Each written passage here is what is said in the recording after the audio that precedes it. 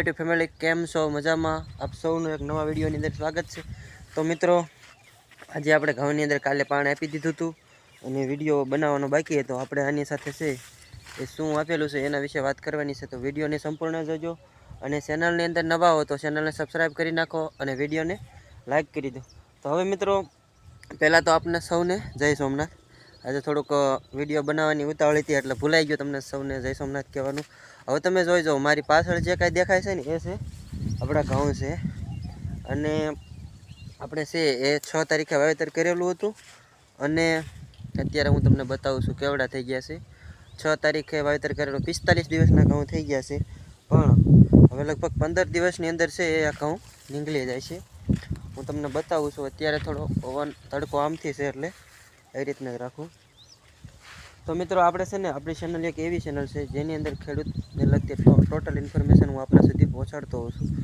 તો અત્યારે હું તમને હમણાં બતાવું છું કે આપણે થોડાક આપણા ધોરીઓ પી ગયો હતો એટલે કાસા ઘઉં પી ગયા હતા। તો આ પહેલાં વિડીયોની અંદર જ બતાવ્યું હતું કે કાસા ઘઉં પી ગયા હતા એટલે એ ઘઉં છે ને થોડા પીળા પડી ગયા હતા, પણ આપણે એને નાઇટ્રોજન આપી દીધું એટલે બહુ સારા એવા થઈ ગયા। અત્યારે હું તમને બતાવું છું કે પીળા ઘઉં પડેલા હતા એ કેવા થઈ ગયા હતા। જો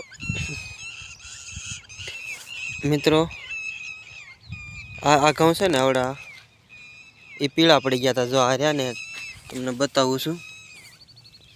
જો આ પણ અત્યારે છે ને આને આપણે યુરિયા આપી દીધું હતું અને પાણ આપી દીધું એટલે એકદમ સારા થઈ ગયા। આનો થોડો મૂળ ખેંચીને જોઈ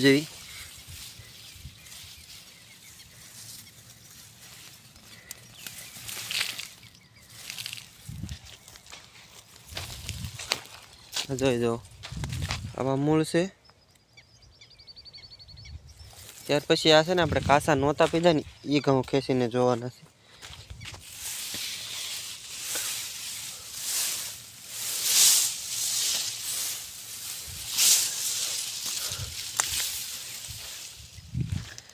હવે તમે બાજુમાં આપણે બેનો તફાવત જોવાનો છે।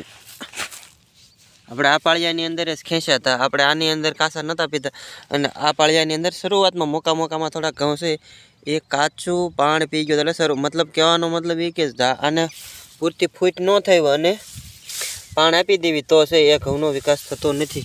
બાકી ઘઉંની ખેતીની અંદર બીજું કંઈ આવતું નથી આપણે જોવામાં। હવે અત્યારે હું તમને બતાવું છું આ ઘઉં અને આ ઘઉંમાં તમે જુઓ ખાલી કેટલો ડિફરન્સ છે એ તમે જુઓ। કાસા ઘઉં પી ગયા, જો આ નીંગલવાયો, આમાં ડુંડી બની ગઈ છે। આ ડુંડી બની ગઈ કહેવાનો મતલબ એ છે કે આ ડુંડી હાવ નાની એવી થાય છે અને આમાં હજી ડુંડી બની નથી, જોઈ જુઓ। એટલે ઓછામાં ઓછો 10 દિવસનો તફાવત પડી ગયો છે। એટલે મિત્રો, આવું બધું થતું હોય છે, પણ આપણે એને ધ્યાનમાં રાખી અને આવતી વર્ષે છે એનું કઈ રીતના નિરાકરણ કરવું એને જો તમે મારા વિડીયો જોશો ને તો તમને ખબર પડશે કે કઈ રીતના શું થતું હોય છે। તો મિત્રો, ચલો ફરી મળશું કાલના વિડીયો સાથે અને એક નવી માહિતી સાથે। ત્યાં સુધી આપ સૌ પાસેથી રજા લઉં છું। અત્યારે હું તમને એક છોટો નજારો બતાવી દઉં છું કે મારે વાડીના ઘઉં છે એ કેવા છે। એક ફરી વખત હું આમ આખા નજારો તમને બતાવી દઉં। મિત્રો, વિડીયો સારો લાગે તો વિડીયોને લાઈક કરી દો અને ચેનલને સબસ્ક્રાઈબ કરી નાખો। ચલો હું બતાવી દઉં।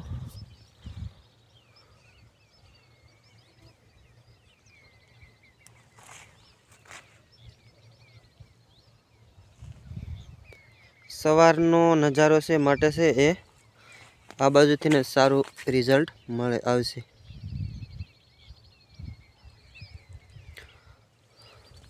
આ ઘઉં છે ને દોસ્તો 45 દિવસની થયા છે અને આપણે પહેલાં અત્યારે પાણીની અંદર જ આપણે નાઇટ્રોજન આપેલું છે, યુરિયા આપેલું છે કહેવાનો મતલબ એ।